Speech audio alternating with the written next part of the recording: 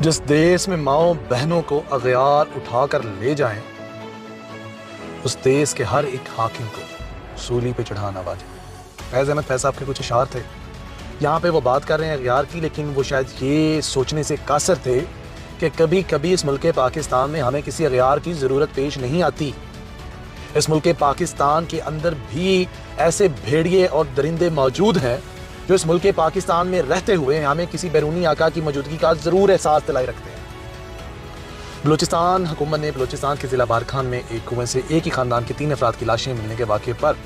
इसका जो इल्ज़ाम है वो जो हुक्मरान जमात है हमारी बलूचिस्तान की अवामी पार्टी के तर्जुमान सरदार अब्दुल रहमान पर लगाए हैं। बड़े एक ना दुख की बात है कि हमारी माँ, एक हमारी बहन कुरान पाक पकड़ के कह रही है कि मेरे ऊपर बहुत जुल्म हो रहा है और मेरी एक बेटी के साथ जो हमारे सरदार अब्दुल रहमान साहब है, जो एक मिनिस्टर का दर्जा रखते हैं, वो मेरी बेटी के साथ जिनसी ज़्यादती डेली बेसिस पर करते हैं।